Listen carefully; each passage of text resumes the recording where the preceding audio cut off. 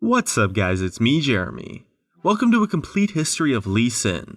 He's definitely one of the more unique and iconic champions in League of Legends, and with his incredible popularity throughout the years, I thought he'd be a great champion to kick off the start of a new series, where I take a look back and show you the full impact each champion has had on League of Legends over the years.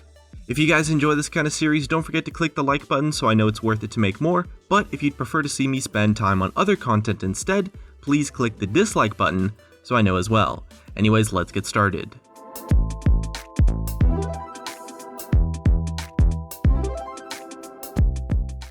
Our journey begins at the very early stages of League of Legends, where a character known as the Blind Monk was developed as a part of the first original 6 champions of the game, alongside Singed, Scion, Annie, Sivir, and Twisted Fate, the 5 of which who were all added into the game during the alpha stage.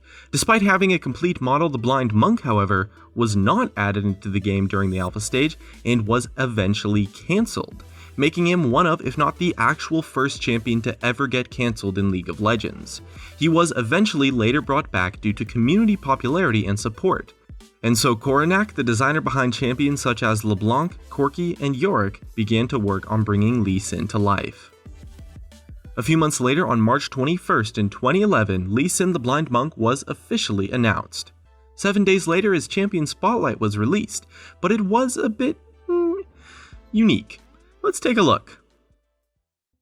Lee Sin is a ranged melee, tanky DPS, assassin, mage, tank, support, jungler. He excels at everything. Lee Sin's hidden passive is blindness. Your entire screen is blurry while playing him at all times. I start the game at level 18, because I'm Lee Sin, the Blind Monk. 15 minutes into the game, Baron Nashor spawns. Simply by walking towards it, the Baron kills himself for me, because I'm Lee Sin, the Blind Monk. Immediately afterwards, I get ganked by not only the enemy champions, but one of my own teammates is actually defected, making it a 1v6. Unfortunately, he won't be coming out immediately with the upcoming patch, as we might need to buff him a little bit. However, we're confident we can get him ready for release on April 1st, 2011. His actual champion spotlight was released 3 days later, and the next day, on April 1st, in patch 1.0.0.114, Lee Sin was released and became available to play as the 73rd champion to enter the League of Legends, becoming the only champion to this day to ever be cancelled, but then released under their original name. Lee Sin was intended to be somewhat of an assassin solo laner, but players found success with him as a high-pressure early-game jungler, with a kit that still let him find some use in teamfights. Also at the time, the jungle meta played a supportive style, so by being strong in the early game, Lee Sin was able to bully out other champions and find that a reasonable amount of matchups were in his favor in the hands of a skilled player. His overloaded kit proved to be quite complex, and so he was heavily praised as a champion who rewarded skill and let great players make great plays. On release, he was underpowered for a short while until 5 days later, on April 6th, he received a massive buff in the hotfix that took place, and we saw the first time ever that Lee Sin was regarded as overpowered. He was immediately nerfed in the next patch 6 days later, and the community realized that Lee Sin was going to be one of those champions that was an uphill climb to balance, as his kit was quite frankly overloaded. Shortly after, a bug popped up that allowed you to use Lee Sin's resonating strike an infinite distance across the map to follow things like teleports and recalls, leading to some fairly hilarious moments, and was eventually patched out.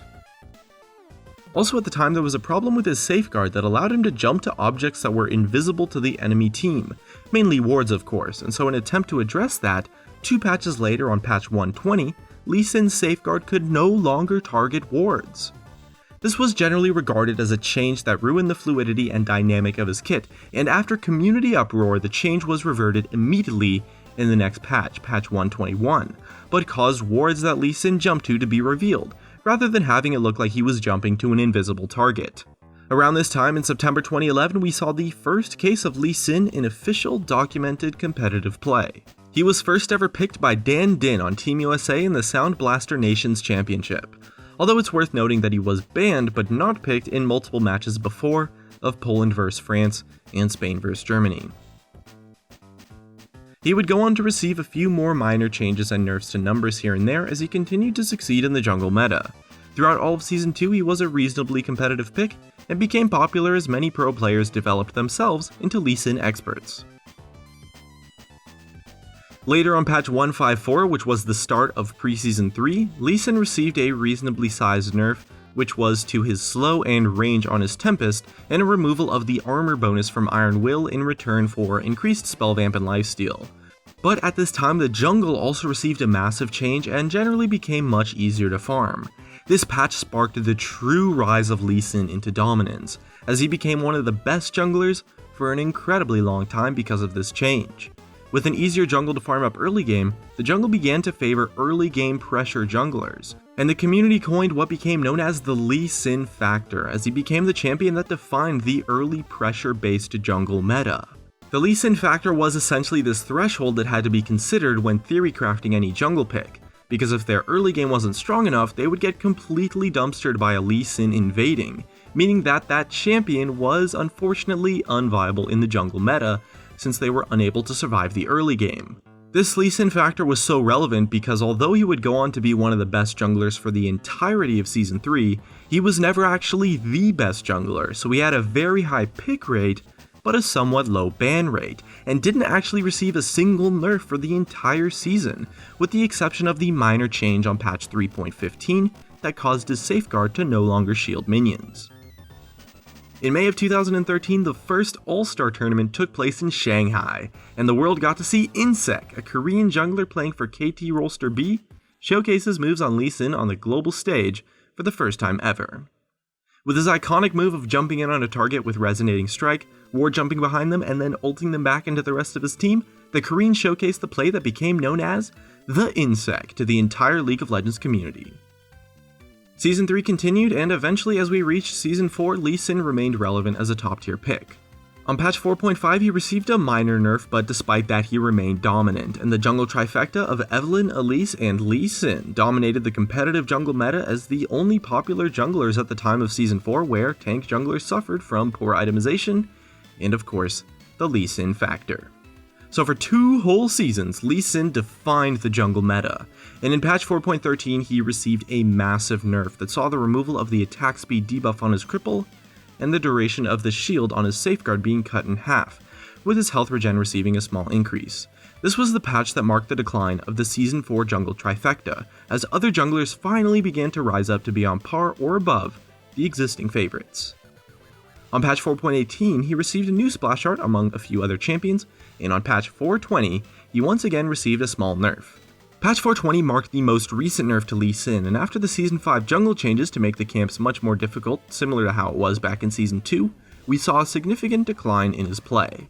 For the first time since Season 2, Lee Sin no longer defined the jungle meta, as he would go on throughout all of Season 5 to be a relatively middle-of-the-pack jungler, especially after Cinderhulk was introduced and we saw a tank meta develop. He still saw some competitive play, but suffered a lot as his win rate reached all-time lows of 44% in solo queue.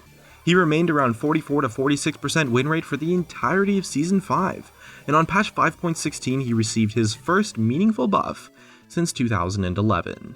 This buff made his passive a bit more top-heavy to restore energy faster in fights, and caused his ultimate to deal extra damage to targets hit by the player that was kicked. This was the most recent change that happened to Lee Sin, but who knows what will happen to him in the future. One thing we know for sure is that the Blind Monk has been one of the most impactful and most loved champions throughout League of Legends history. And that's just about it. Here's some of my favorite comments from a previous video where I asked, should creep block exist in League of Legends? For a chance to be featured in a future video, leave a comment about what champion you think I should make a complete history for next. Thanks for watching, and I'll see you guys next time.